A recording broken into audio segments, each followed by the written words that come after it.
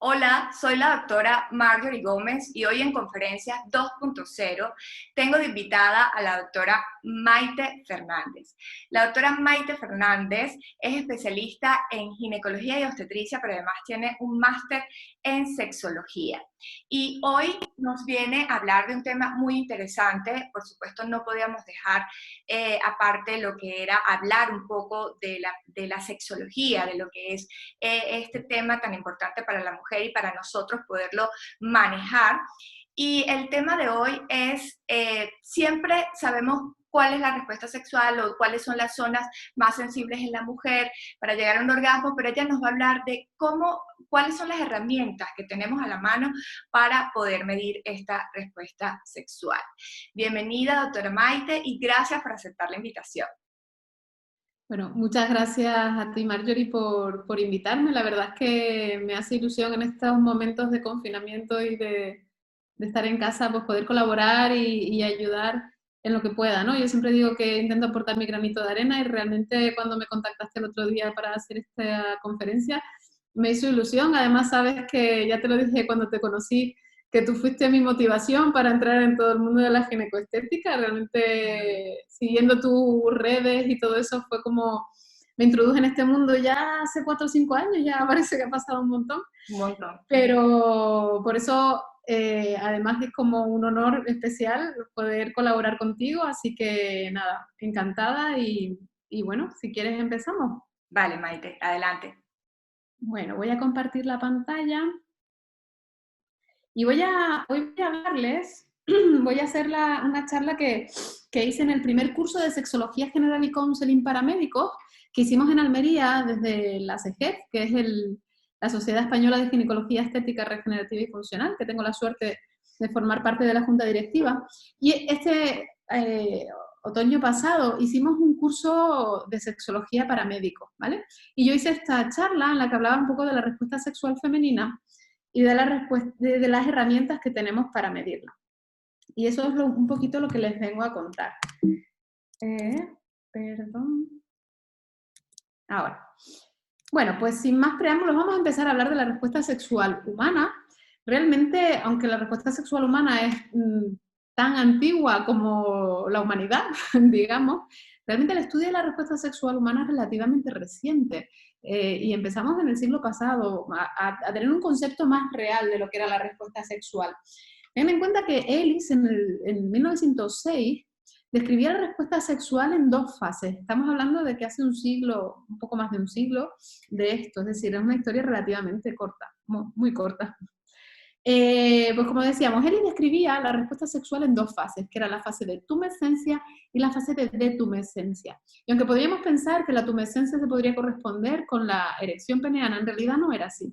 Ellis concebía la tumescencia como todas aquellas circunstancias que ocurrían antes de que se desencadenara en sí lo que es el acto sexual. Es decir, para Ellis, la tumescencia pues es el mensaje de WhatsApp que yo le mando a ese chico que me atrae o que me gusta y entonces le digo que si quedamos esta noche para cenar, bueno, ahora no porque estamos en confinamiento, pero es lo que le habríamos dicho en otras circunstancias, o si quedamos para hacer una videoconferencia. Bueno, todo ese cortejo, toda esa serie de acontecimientos que suceden antes de que haya la respuesta sexual, que para él era la fase de detumescencia. Entonces, él entendía toda la parte del cortejo, enamoramiento, todas las miradas, todo ese tipo de cosas eran la fase de tumescencia, y el día que ya te encontrabas con la persona para tener el encuentro sexual, la fase de detumescencia.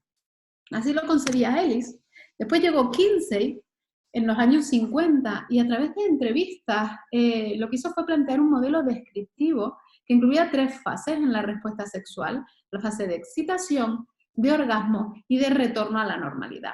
Esto lo hizo Kinsey a través de encuestas, y después llegaron Masters y Johnson, que son los padres realmente de la terapia sexual, tal y como la conocemos hoy en día. Porque ellos hicieron un estudio en el que filmaron más de 10.000 actos sexuales para describir de una manera científica y objetiva los cambios físicos que ocurrían en el cuerpo durante la respuesta sexual. Realmente las investigaciones de Master y Johnson fueron la base de la respuesta sexual como la conocemos hoy en día, y nos dieron muchísima información. Y Masters y Johnson dijeron esto, ¿vale? Dijeron que,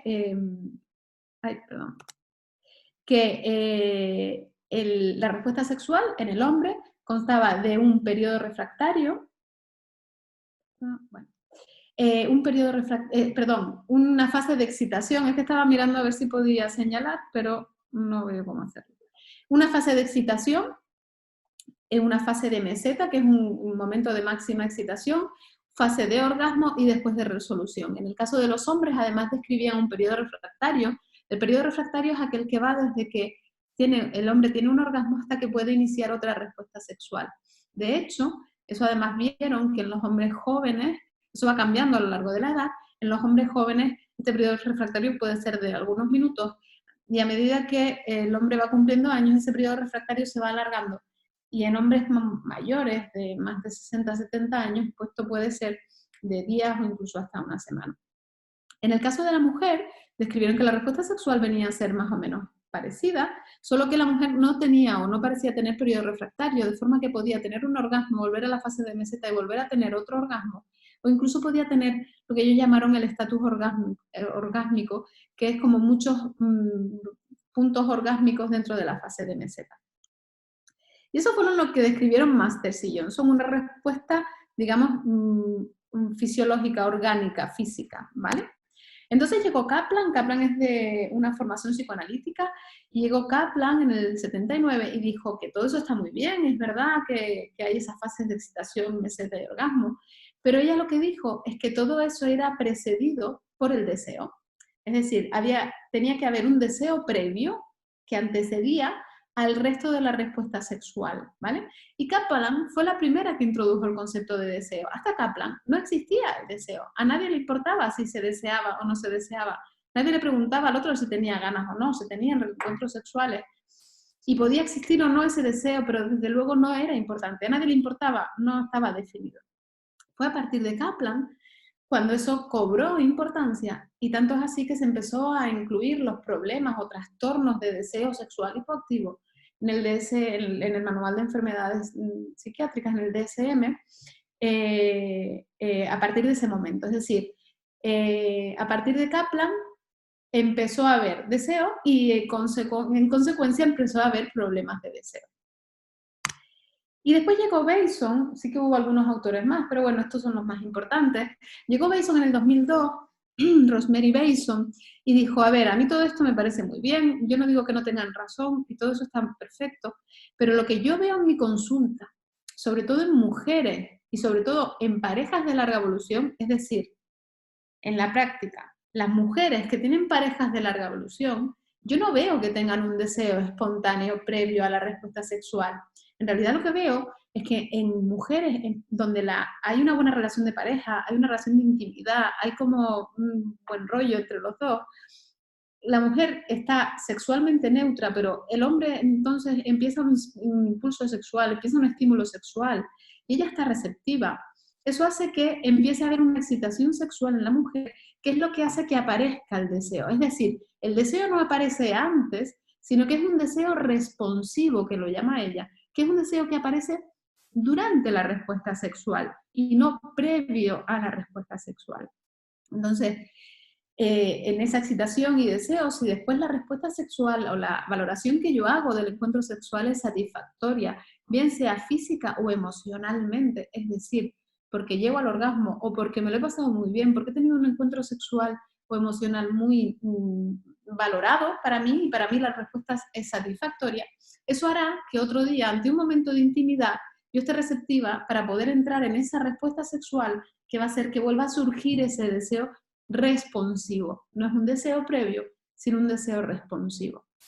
Y esto es lo que decía Bason. ¿Qué pasaba? En las mujeres, sobre todo en mujeres y en parejas de larga evolución. Aunque esto es verdad que no se puede, siempre que generalizamos estamos dejando de lado los extremos, ¿no? Y esto también pasa a veces en hombres y hay mujeres a las que no les pasa. Porque al final, después de todo esto, perdón, ¿cómo podemos definir una respuesta sexual normal? Pues es que yo creo que ese es el mayor de los problemas. Es que es difícil medir de una manera objetiva o definir de una manera objetiva la respuesta sexual, ¿vale? Y la respuesta sexual femenina. Es difícil definirla de manera objetiva. Pues primero porque a menudo se entiende como normal, lo normal es definido en función de unas normas, y esas normas pueden ser estadísticas o normas culturales. Lo que es normal para una cultura no es normal para otra cultura, o lo que es normal, si te sales de la estadística, si no eres del 50% o del 60%, pues ya no eres normal, ¿no? Entonces nos basamos para definir la normalidad en unas normas que están impuestas desde fuera.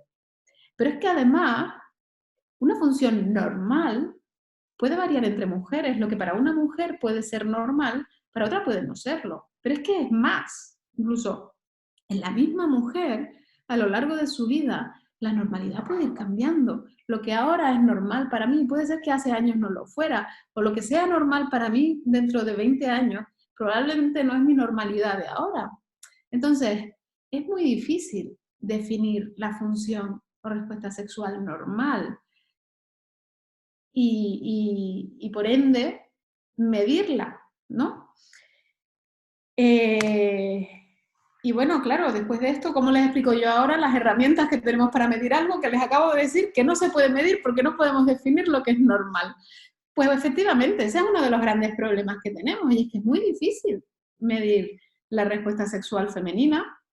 Hay algunas herramientas que son las que yo les vengo a hablar un poquito porque tengan una idea de lo que podemos usar hasta ahora, pero desde luego creo que está mucho por investigar y por encontrar claves que nos ayuden a poder ampliar más el concepto de normalidad, ¿vale? Porque probablemente las mujeres hayamos tenido también un problema, y es que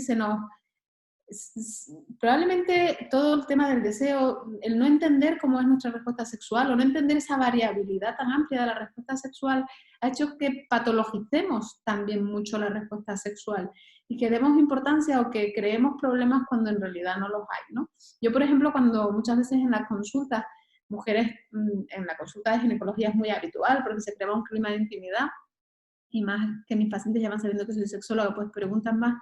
Cuando me plantean que tienen algún problema de deseo y yo les explico el modelo de Bateson de la respuesta sexual, ya solo con eso, muchas veces ya estoy curando el problema de deseo, porque ya entienden que en una pareja de 30 años de evolución, tener un deseo sexual espontáneo al inicio de la respuesta sexual es muy poco probable. Lo más probable es que te ocurra durante la respuesta. Y cuando entienden eso, se quedan tranquilas porque ya saben que es lo normal, ¿no? Y esa normalidad, eso es lo que aportó Bateson un poco a los modelos de respuesta sexual. El entender que hay más modelos de normalidad que no solo el estrictamente más habitual en el hombre de deseo previo, ¿no? Bueno, pero a lo que iba, que al final me voy liando. ¿Qué herramientas tenemos para medirlas? Pues es eso. El mundo de la sexología, que de hecho, cuando yo hice el máster de sexología, la mitad éramos médicos y la mitad psicólogos, y sí que yo creo que los médicos tenemos un poquito de formación por la formación que tenemos, de intentar medir todas las cosas. Los médicos estamos acostumbrados al diagnóstico, a un algoritmo diagnóstico y un algoritmo de tratamiento en función de esto, pues si esto sale así, entonces hago lo otro, y tenemos mucha tendencia a medir las cosas, y necesitamos medirlas de una manera lo más objetiva posible para sacar unas conclusiones y en función de esas conclusiones poner un tratamiento. Cuando yo empecé en el mundo de la sexología y empecé a hacer terapia sexual, me di cuenta de que realmente esto de la terapia sexual sobre todo es un auténtico arte. O sea, aquí hay poco de cosas, de herramientas objetivas, hay poco, y tiene mucho de arte, ¿no? Y tiene mucho de, ante cada pareja y ante cada problema sexual, realmente hay que inventar una solución diferente. Entonces, bueno, es un poco complicado medirlo, ¿no? Pero bueno, sí que es verdad que tenemos algunas herramientas y es lo que yo les vengo a aportar, porque sobre todo sí que nos pueden ayudar a discernir dónde puede estar más la clave del problema. Y una de las principales herramientas más estandarizadas y que se utilizan en todos los artículos científicos, si quieren publicar algo, desde luego es la herramienta que tienen que utilizar, es el índice de función sexual femenina, que fue diseñado en el 2000 por Rosen, y es un cuestionario autoadministrado, es decir, lo rellena la propia paciente, es simple en el sentido de que las preguntas se entienden fácilmente. Se supone que es fiable para valorar la función sexual. Yo ahí tengo un poco mis dudas. Creo que tiene algunas pegas, pero bueno, es lo que hay. Y está validado en castellano y en la mayoría de los idiomas. Y es lo que se usa, sobre todo en términos de investigación, sin duda, es imprescindible. Y nos puede ayudar en la consulta, aunque hay alguna herramienta que quizás sea un poco más práctica si lo queremos utilizar en la consulta.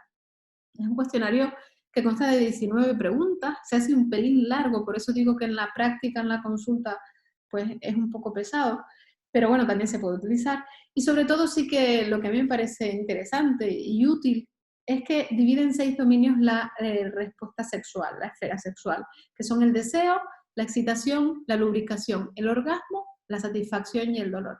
Entonces, aunque tienen para mí unas carencias importantes, y es que no valora bien la autosexualidad, es decir, solo valora la sexualidad en pareja, y si no tienes pareja ya no está valorando bien tu respuesta sexual o tu función sexual.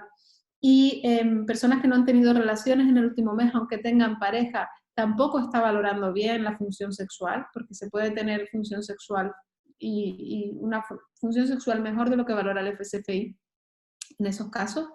Pero bueno, lo que sí es verdad que nos puede ayudar a orientar más hacia dónde está el problema, es decir, si es un problema más de orgasmo, si es un problema más de deseo, un problema más de dolor, eso sí que nos lo puede orientar el FSFI cuando valoramos las respuestas. Esos 19 preguntas que se dividen en esos dominios, después cada dominio tiene un factor de corrección y se calcula un número total, que el mínimo es 2, el máximo es 36, se considera que hay disfunción sexual cuando está por debajo de 26,5 o cuando alguno de los ítems tiene menos de 3,6 en cualquiera de los dominios.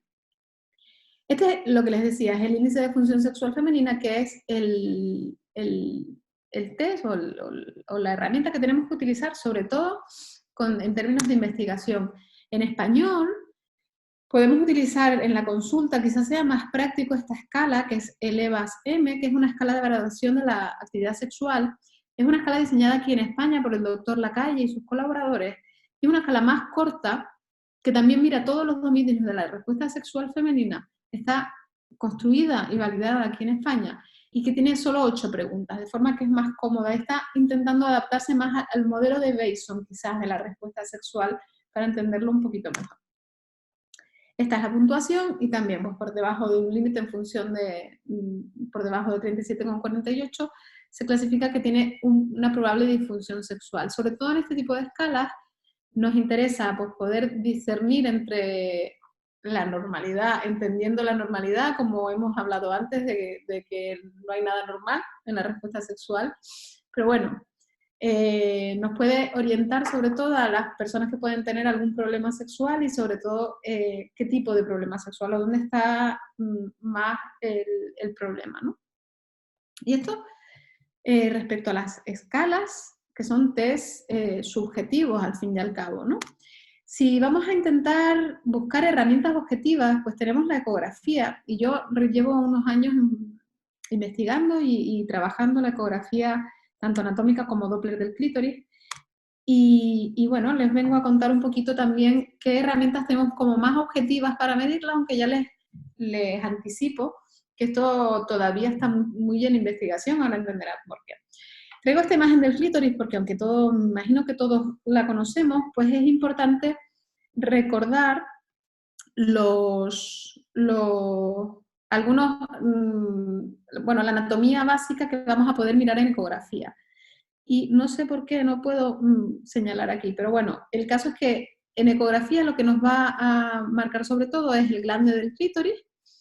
Lo que vamos a buscar sobre todo por ecografía, lo que podemos ver por ecografía es tanto el glande como el rafe, que es esa curvatura que hace el clítoris, y los cuerpos cavernosos que van hacia los lados. Y vamos a ver aquí los cortes ecográficos para que los puedan entender. Aquí tienen las referencias por si se quieren mirar los artículos, están muy bien. Y entonces aquí tenemos un corte coronal en el que vemos el glande del clítoris cortado así transversal, los cuerpos del clítoris, que pone clitoral cavernous body, son los cuerpos del clítoris, y los bulbos del clítoris. En un corte más transversal, a la izquierda tenemos también ese círculo más grande que es el glande del clítoris, y los cuerpos del clítoris, el derecho y el izquierdo, y en la imagen de la derecha tenemos el glande del clítoris y sobre todo el rafe, que es esa línea que se ve así, que es, el RAFE, recuerden que es la curvatura, ¿vale? Que va hacia el cuerpo del clítoris y el glande del clítoris.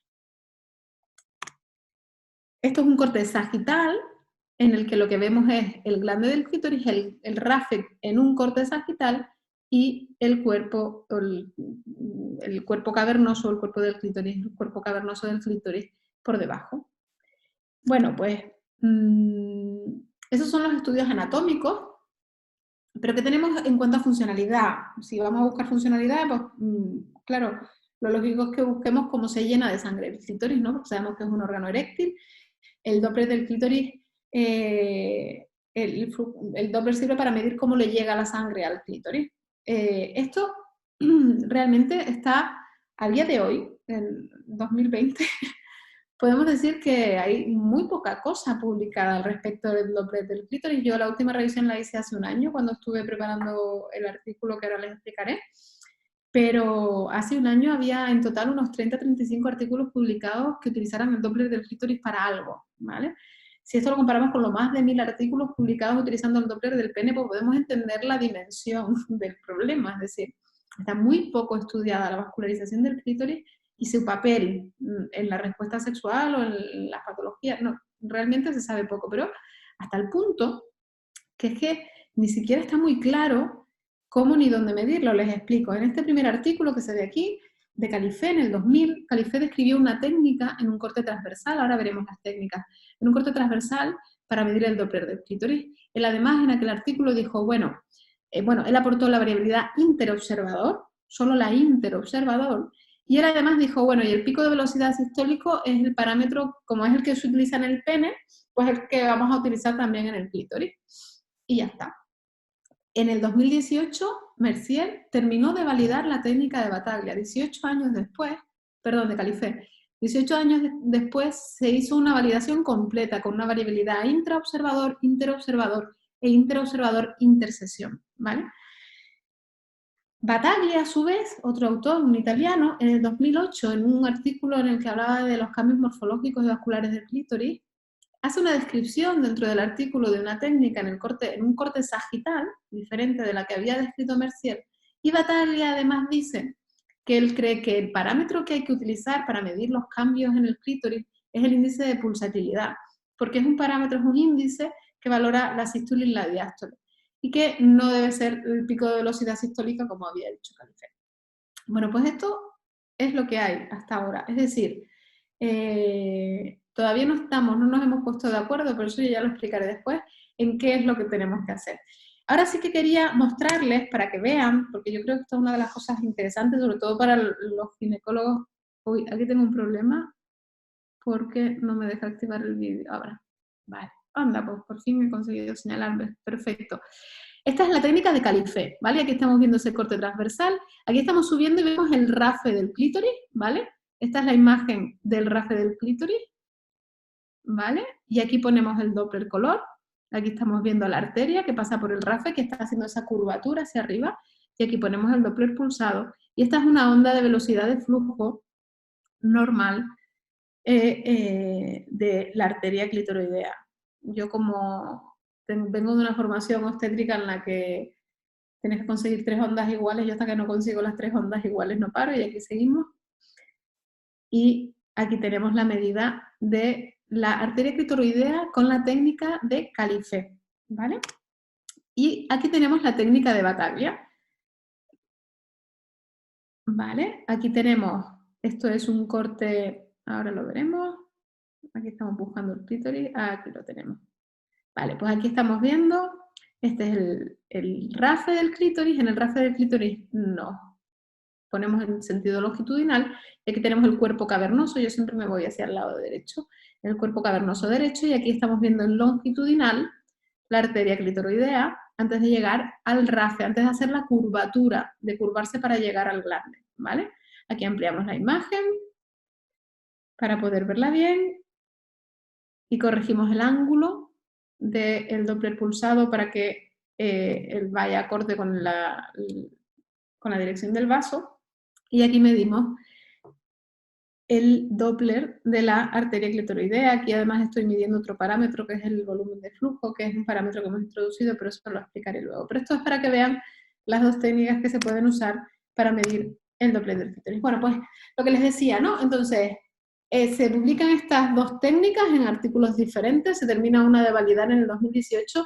Battaglia, la técnica longitudinal, en su artículo solo aportó la variabilidad intraobservador y no se hizo ninguna validación más completa. Después de eso se han publicado una serie de artículos en los que se utiliza el Doppler del clítoris para medir de una manera, intentar medir de una manera objetiva cambios en la respuesta sexual, después de tratamientos, en diferentes circunstancias de la vida, en embarazos, en atletas, después de eso de ciprostaglandina, de sildenafilo, pero en realidad la mayoría de esos artículos ni siquiera dicen dónde, ni con qué técnica lo están midiendo, ni si están usando la técnica longitudinal o transversal, ni se ponen de acuerdo en qué parámetros, de todos los parámetros que tenemos de Doppler de un vaso, cuál es el parámetro que mejor valora los cambios. O sea, estamos en este punto de la investigación en Doppler del clítoris en que ni siquiera estaba validada la técnica de Battaglia, ahora explicaré que nosotros la hemos terminado de validar, ni siquiera está claro dónde medirlo, ¿no? Entonces, en ese sentido fue que nosotros planteamos este artículo, que además tengo el orgullo y el honor de decir que está aceptado, está ya en editorial para publicar en el Journal of Sexual Medicine, que es la revista más importante de sexología.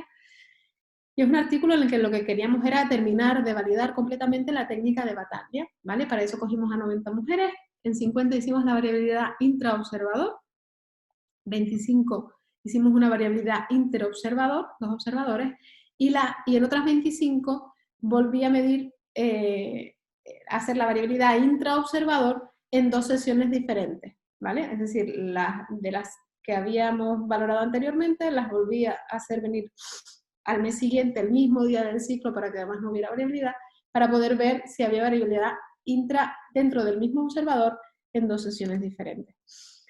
Les recuerdo un poco los parámetros que se valoran en el Doppler del clítoris, son los que valoramos en cualquier Doppler fetal. Los que hacemos ecografía Doppler, pues estamos acostumbrados a hablar de pico de velocidad sistólico. La TA max es la media de las velocidades máximas, es una variable que calcula el aparato, que es la media de todas las velocidades máximas. La velocidad diastólica final, que es este punto de aquí, el final de la diástole, y después están los índices de resistencia y de pulsatilidad, que lo que hace es tener en cuenta tanto sístole como diástole, ¿vale? Nosotros además, en este artículo que les digo que está pendiente de publicarse, añadimos un nuevo parámetro que es el volumen de flujo. El volumen de flujo nos dice la cantidad de sangre que está pasando por un vaso en un momento determinado. Y se calcula de esta manera, haciendo una sección transversal del área y multiplicado por la time average, la velocidad, la TA min, que es la media de las velocidades máximas. Que es esto de aquí, que lo calcula también el aparato, esta línea azul que se ve aquí, que es la media de las velocidades máximas. Con eso se calcula el volumen de flujo o volume flow en inglés. Y bueno, estos son nuestros resultados. Realmente es una tabla como que bastante complicada de ver, bueno, pero les explico un poco que en general nos salió que esto es un artículo para validar completamente la técnica de Battaglia, es decir, la de Califé fue validada en el 2018, la transversal, y nosotros con este artículo estamos validando la técnica sagital. Básicamente nos sale que todo tiene unos buenos coeficientes de correlación interfaz, es decir, se valida toda la técnica. Lo único que llama la atención es que en el caso del pico de velocidad sistólico y la TA max, la velocidad máxima, la media de las velocidades máximas, hay diferencias estadísticamente significativas en la intersesión, es decir, en el mismo observador, en 2 sesiones diferentes, hay diferencias estadísticamente significativas. Esto puede ser por muchas razones. Puede ser que pueda estar afectando que no se hizo en el mismo momento del ciclo. A nosotros nos cuesta entender, una de las posibilidades es que la variabilidad efectivamente del pico de velocidad sistólico sea mayor que de otros parámetros y que por eso realmente no sea reproducible y que Entonces, en ese sentido, tendríamos que buscar otro parámetro que sí que sea más reproducible e intersección. Básicamente, la conclusión de nuestro estudio es que se valida la técnica, que podemos validar la técnica de Battaglia, tiene buenos coeficientes de correlación intraclase, es reproducible, intraobservador, interobservador, y lo único es que probablemente el pico de velocidad sistólico no sea un buen parámetro para medir los cambios en Doppler del clítoris, porque existe una variabilidad entre sesiones que no lo hacen probablemente el mejor parámetro para valorar los cambios. ¿Cuál es el futuro en Doppler del clítoris? Pues el futuro es todo, porque realmente yo creo que les habré convencido de que tenemos pocas cosas demostradas hasta ahora, ¿vale? Ahora el siguiente paso, que es un estudio que ya tenemos hecho, que estoy escribiendo ahora mismo los resultados, el siguiente paso era comparar las dos técnicas, ¿no? Primero, por los cursos de claro, todo esto viene también de que yo me formé en obstetricia, me formé en Doppler fetal. Muchísimas gracias, encantada, y bueno, quizás esto no sea la primera vez, ¿verdad?, que tengamos este encuentro. Y en Doppler que así sea, y muchísimas gracias por la oportunidad, y aquí seguiremos. Saludos hasta sus bonitos países. Lo tenemos todo clarísimo. Cuando llego al mundo de la sexología, me encuentro que cuando voy a hacer el Doppler de clítoris por primera vez, no tenía claro, no estaba descrito cómo medirlo, no hay curvas de normalidad, no está claro nada, ¿no? Entonces, en ese sentido, primero hemos validado la segunda de las técnicas. El siguiente estudio, que es ese que les digo que estamos pendientes de terminar de escribir, ese comparativo entre las dos técnicas para ver qué diferencias hay, porque ya les anticipo que hay diferencias entre las dos técnicas, y eso hay que explicarlo, sobre todo porque cuando estamos haciéndolo tenemos que saber con qué técnica se está haciendo para poder interpretar después los resultados. El siguiente paso probablemente es definir cuál de los parámetros ecográficos es el que mejor define los cambios, porque hasta ahora en los artículos unos usan el pico de velocidad sistólico, Battaglia usa sistemáticamente el IP, él ya no aporta ningún otro parámetro, pero la mayoría lo que hacen es poner todos los parámetros que salen del Doppler, y entonces el que me sale significativo lo pongo y el que no me sale significativo no lo pongo. En realidad lo que tenemos que hacer es definir de todos los parámetros que tenemos cuál es el que mejor valora los cambios en la función sexual femenina. Y también tenemos que definir si existen cambios fisiológicos o patológicos a lo largo de la vida, o en mujeres hipertensas, o en diferentes circunstancias, ¿no? Realmente nos queda un futuro de investigación maravilloso, a mí que me encanta la investigación, y espero que podamos seguir trabajando cuando todo esto pase, poder seguir avanzando en todo esto, porque yo creo que sí que será una herramienta útil. Sobre todo, yo tengo mis hipótesis de que probablemente en mujeres posmenopáusicas todo esto cambia mucho, y será una herramienta útil para poder entender la fisiopatología de muchos problemas sexuales. Pero es verdad que todavía estamos, como bien pone aquí, en construcción, ¿vale? Y yo creo que el resumen de toda esta media hora de charla al final es que no sabemos nada.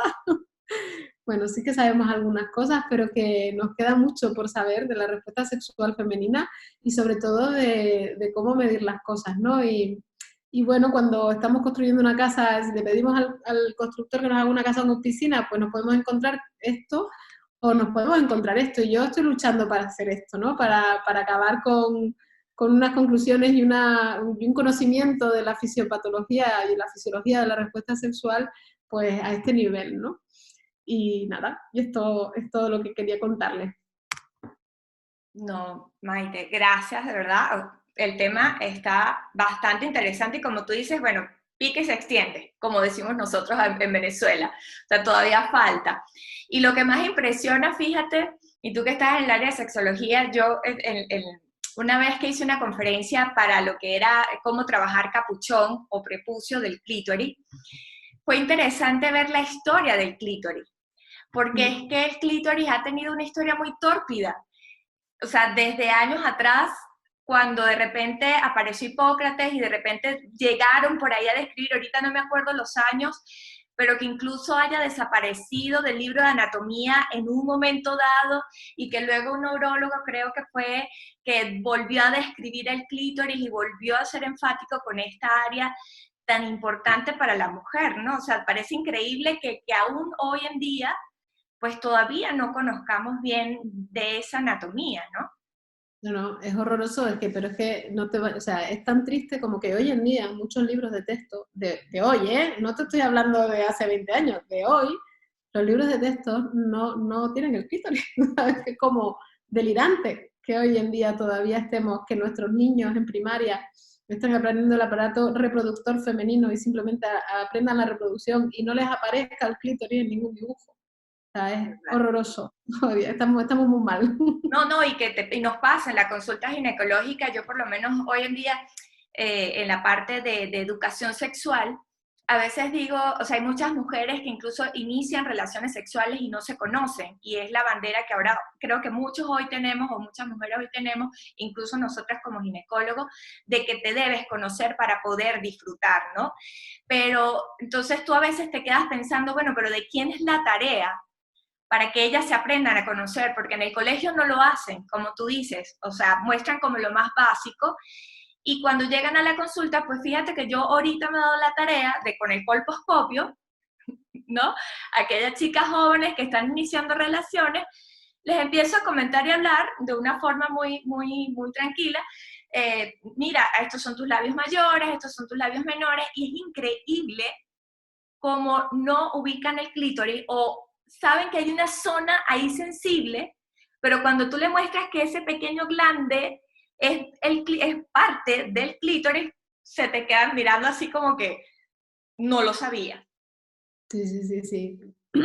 Realmente es verdad que probablemente nosotros, que los ginecólogos que trabajamos, que bueno, que tenemos la posibilidad de exponerles, ¿no? Y de explicarles de una manera un poco más seria, no seria, pero sí que con un poco, bueno, de sentido y de una autoridad, no sé cómo explicarlo, pero sí que probablemente está en nuestras manos solventar un poco lo mal que se hace en las escuelas, porque realmente esto es algo que se debería enseñar en las escuelas. Sí, porque yo a veces caigo en esa controversia, ¿no? ¿Quién en realidad debería? Y a veces te pones a pensar y dices, bueno, nada, uno colocará el granito de arena, ¿no? Y bueno, y se verá, pero sí ciertamente la educación sexual tiene que cambiar, y han cambiado tantas cosas a nivel de la tecnología que parece mentira que en ese sentido no avancemos. No, realmente al final es un poco al revés, porque como no hay una buena educación sexual, al final los jóvenes están más desinformados o menos informados que quizás lo que estábamos nosotros en nuestra época, ¿no?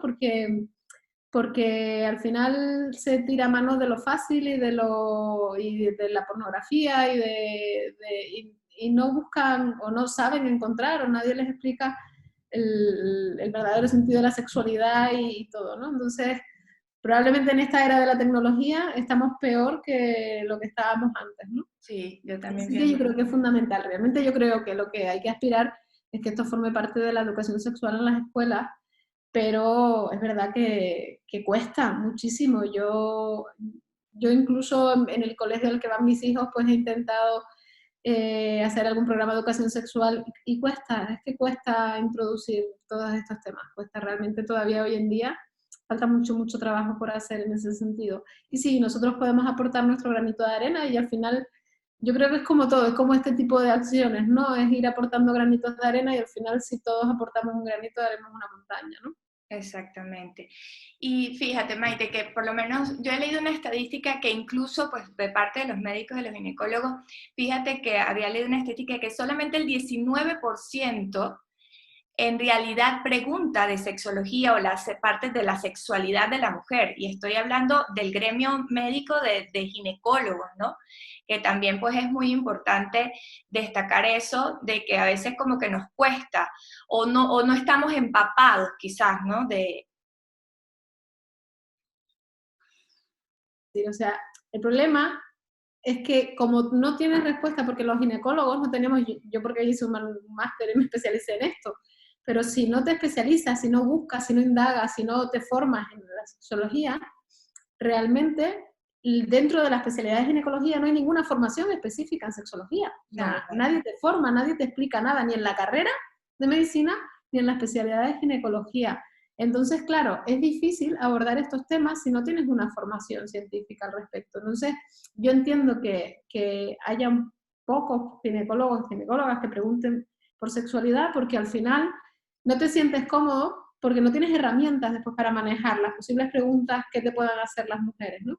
Entonces, yo creo que por eso son importantes todas estas estrategias, por eso, por ejemplo, en SEGER, pues le hemos dado siempre mucha importancia a la sexología y hicimos el curso de sexología para médicos, intentando dar herramientas a los ginecólogos y médicos generales y el que quiera, para tener esas herramientas básicas que te permitan poder empezar a preguntar, ¿vale? Aunque no vayas a resolver y no vayas a hacer terapia sexual, tener lo suficiente como para decir, bueno, pues voy a preguntar porque ya sé por lo menos manejar lo más básico.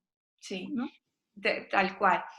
Maite, fíjate, con respecto a lo de las escalas de respuestas de disfunción sexual, ¿no? Porque sabes que pasa mucho que en el área de ginecología estética, cuando hacemos el tensado vaginal con láser y aplicamos lo que es la escala, y la escala pues sale muy a favor cuando se hace este tipo de terapia, pero resulta que todavía hay médicos científicos que te dicen que no, que esa escala no es suficiente. ¿Qué opinas acerca de eso? ¿Cómo que no es suficiente? O sea, que no es suficiente como para decir que en realidad sí el tratamiento intravaginal con láser pudiera mejorar esa respuesta sexual de la mujer. No, yo la verdad es que creo que eso es desconocimiento, quiero decir. Okay. Yo realmente pienso que el FSFI es una buena herramienta para medir, por ejemplo, el caso del láser, porque hay cosas que no las mide bien, ¿vale? Y el FSFI, pues lo que te digo, en situaciones concretas, en mujeres que no tienen relaciones, o sexuales coitales, o en mujeres que en ese momento no tienen pareja o tal, hay cosas que no las mide bien el FSFI. Pero realmente yo, por ejemplo, yo sí lo paso en mi consulta a las mujeres que hago láser, y está muy bien porque además mejora muchísimo, lo que lo hacemos lo sabemos, y además demuestras que no solo mejora el dolor, sino que al final, porque la respuesta sexual femenina, al final nosotros lo podemos dividir en dominios, pero es que está todo mezclado en realidad. En realidad no están las cosas separadas, el dolor no está separado de la excitación, ni la excitación está separada del deseo. En realidad, cuando lo simplificamos en modo de dominio, es para poder entenderlo mejor, pero ¿qué pasa? Que cuando tú mejoras el dolor, acaban mejorando todos los dominios de la respuesta sexual. Pues porque claro, si ya no me duele, puedo estar más relajada, lubrico más, me excito más, llego mejor al orgasmo y probablemente tenga más deseo porque como ya no me duele, pues entonces no lo evito.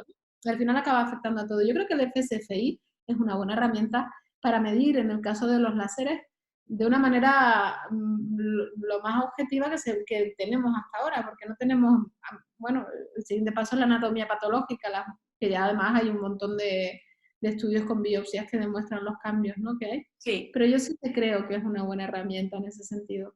Sí, te lo digo porque, pues, bueno, sabes muy bien y estás metida también en este campo de la ginecología estética, que siempre terminan diciendo, bueno, que los trabajos no son buenos, que los trabajos son poca muestra, que no solamente con el índice, con la escala del FSI se puede medir, que no es suficiente, ¿no? Y siguen diciendo que no es suficiente, entonces ahí tú te quedas como que, bueno, pero es que, como tú dijiste, nosotros vemos el resultado, pero entonces un resultado clínico pareciera no tener valor. Claro. ¿No? Mira, a mí me pasa más, porque yo realmente creo que el problema del tema de la evidencia científica con lo de los láseres, yo realmente no le doy mucha importancia a la controversia en el sentido de que es verdad que no tenemos evidencia suficiente, pues porque no ha pasado el tiempo, y ya está. Es que no, o sea, de hecho, yo hace un tiempo di una charla también sobre la evidencia científica que hay sobre el láser vaginal, y yo en mi charla iba diciendo continuamente, no hay evidencia, pero es que no hay evidencia porque no ha dado tiempo, porque no hay estudios aleatorizados, doble ciegos, pero no significa que la evidencia que hay sea contradictoria, no, todo lo que hay apunta a que esto va muy bien, ¿vale? Todo lo que hay está en consonancia, todos los artículos dicen esto es seguro y esto además funciona muy bien para quitar síntomas de sequedad y la función sexual y para todo eso. Solo que en la evidencia científica valoras la calidad de los estudios y es verdad que a día de hoy no hay estudios con unas genes grandes, aleatorizados y de doble ciego. No los hay, pero no es que los artículos que hay ya sean contradictorios, que unos digan que va bien y otros digan que no. Todos dicen que va bien, solo que es el tema de la calidad de los estudios, ¿vale? Yo creo que todo eso acabará llegando y es cuestión de darle tiempo, porque lo que hacemos láseres, como tú, lo que hacemos láseres sabemos que funciona. Entonces, al final todo eso se irá demostrando con el tiempo. Yo tengo más problemas en medir el tema de la incontinencia, por ejemplo, porque el ICIQ, que es el test que tenemos, el equivalente al FSCI para la incontinencia, a mí me refleja peor los cambios que sí que me parece, o sea, la señora tiene una sensación subjetiva de mejoría con el láser que no se refleja en el ICIQ. Sin embargo, el FSCI sí que refleja la mejoría subjetiva de las señoras. Yo creo que refleja mucho mejor el FSCI que el otro. Tal cual, estamos de acuerdo. Sí, te lo pregunto y te hago la pregunta porque, bueno, de seguro nos van a escuchar ginecólogos que todavía no han entrado en esto o que quizás están con la duda de si en realidad esto funciona o no funciona, pues todos aquellos tratamientos que se están haciendo en el área de la ginecología estética, ¿no? Y pues una de las críticas, pues siempre ha sido eso, ¿no?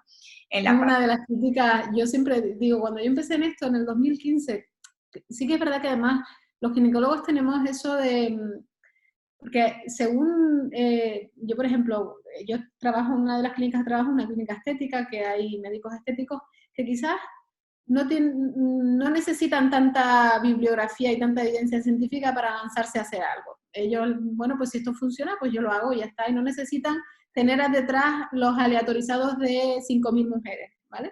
Pero en ginecología venimos de una especialidad en la que sí que estamos acostumbrados a tener una evidencia científica detrás importante. Y además, como ha habido algunos problemas en algunos sentidos con el tema de las mallas y no sé cuánto, bueno, ha habido algunas controversias en la historia de la ginecología, como que la gente está como muy cejada en ese sentido, ¿no? Y si no tienes una evidencia científica total, parece que te da miedo. Yo cuando empecé en esto, había 3 artículos publicados, 3, 1, 2 y 3.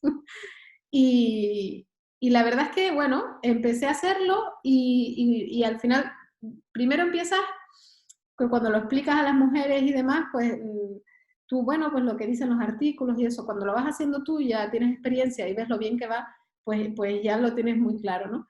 Ahora mismo, si tú revisas, hay más de 200 artículos publicados de láser, estoy hablando de 4 o 5 años. Entonces, realmente yo estoy convencida de que la evidencia científica en el láser vaginal, sobre todo para la atrofia vulvovaginal, es que llegará, es que es cuestión de tiempo, porque es que sabemos que va espectacular, bueno, le cambias la vida a la gente, es que yo tengo casos absolutamente espectaculares, tengo muchos casos buenos y algunos absolutamente espectaculares, ¿no? Entonces, bueno, todo llega. Sí, sí, definitivamente. Ajá, y simplemente otra cosita, te iba a preguntar, cuando medías la parte de la irrigación del clítoris, ¿llegaste en algún momento a medirlo en pacientes que tuvieran dificultad para esa sensibilidad en el clítoris y aquellas que estaban normal? ¿Tuviste como esa oportunidad?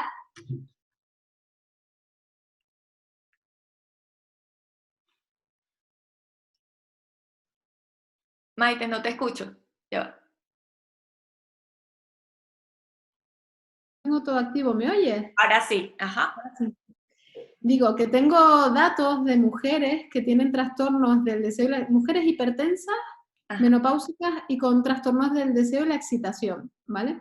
Yo creo que realmente el Doppler del clítoris va a ser útil en mujeres con trastornos de la excitación, ¿vale? A ver, fisiopatológicamente yo creo que en las mujeres pasa un poquito lo mismo que pasa en los hombres con la edad. Okay. Con los hombres con la edad pierden potencia en la erección y aumenta el riesgo o aumenta la disfunción eréctil, sobre todo en hombres que tienen problemas cardiovasculares. De hecho, sabemos que la disfunción eréctil es un síntoma centinela de eventos cardiovasculares, ¿no?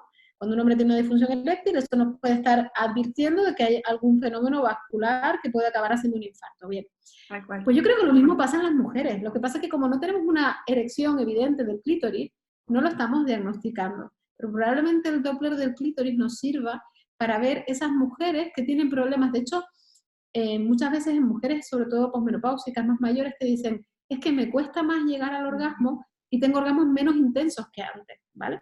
Probablemente eso está traduciendo que hay una irrigación peor del clítoris. Que probablemente ese va a ser el papel que tenga el Doppler del clítoris. En ese grupo de mujeres que les llega peor la sangre. Otra posibilidad es en las mujeres que tienen un orgasmo inhibido. Lo que pasa es que el orgasmo inhibido tiene un componente también psicológico a veces importante, entonces hay que discernir, y yo una de las cosas que querría estudiar más adelante es hasta qué punto hay una base orgánica en mujeres con orgasmo inhibido, o verdaderamente no, porque sí que es verdad que hay veces que cuando estás tratando mujeres con orgasmos inhibidos, sospechas que pueda haber algo más, ¿vale? Porque son casos que suelen ir mal aunque hagas todo tipo de desinhibición. Bueno, trabajas muchas cosas, pero aún así les sigue costando, ¿no? Entonces, a lo mejor sí que es verdad que son mujeres que tienen menor vascularización o que, bueno, todo eso es algo que también a mí me gustaría estudiar cuando todo vuelva un poquito más a la normalidad. No, excelente, excelente, Maite. No, bueno, Maite, si nos quieres dejar un mensaje final a todos aquellos médicos, ginecólogos que ya estén en el área de la ginecología y ginecología estética, o que quieran entrar a esta área, y que no necesariamente tiene que ser el área de ginecología estética, pero algún mensaje que le quieras dejar. Bueno, yo sobre todo, yo siempre defiendo el tema de la sexología, ¿no? Yo creo que todos tenemos que hacer un esfuerzo por ampliar nuestros conocimientos para nuestras mujeres, ¿no? Y yo creo que el ámbito de la sexología, que es la gran olvidada de la formación médica y de la especialidad, yo les animo a documentarse, a investigar, a aprender cosas de sexología, porque por ejemplo, esto que he explicado yo hoy, algo tan simple como explicar el modelo de Bateson en la consulta, eso soluciona un montón de problemas a un montón de mujeres. Entonces, yo les animo a dar ese pasito de ahora que tenemos todos un poquito más de tiempo del que solíamos tener, a buscar formaciones en sexología y hacer un esfuerzo en ese sentido, ¿no? Porque de verdad que creo que las mujeres lo agradecen y mejoramos nuestra atención. Vale, Maite. Bueno, Maite, como bien lo dijo al comienzo, Maite forma parte de la Junta Directiva de la Sociedad de Ginecología Estética, Regenerativa y Funcional, SEGER. SEGER, pues, también es una sociedad, pues, que avala nuestros cursos, de verdad agradecida por ello. Y como bien lo dijo Maite, pues, estás haciendo, no sé si lo hacen de forma constante, lo que es el curso de sexología que comentaste. Lo hicimos, el año pasado hicimos la primera edición y nuestro plan era hacer una segunda edición en el 2021, pero no sé qué va a pasar porque el curso que teníamos programado ahora lo hemos tenido que cambiar, entonces, bueno, la planificación que teníamos, pero nuestra intención era hacerlo cada año y medio, 2 años, irlo repitiendo para intentar formar cuanto más médicos mejor. Bueno, entonces ellos saben, entonces para darles información, o quienes quieran tener información de ello, pueden entrar a la página de SEGER, ¿no? Sí. Entran a la página de SEGER y para que estén pues pendientes de si llegan a tener la oportunidad de poder estar en este curso hecho con Maite y otros especialistas, ¿no? También del área. Sí. Bueno, Maite, un placer, muchísimas gracias. Se cuidan mucho tú y tu familia, pues bueno, aquí estamos todavía, como ustedes dicen, en confinamiento, nosotros decimos en cuarentena. Un abrazo gigante. Un abrazo muy grande, cuídense ustedes también mucho y muchas gracias por la invitación y para lo que necesites, Marjorie. Gracias.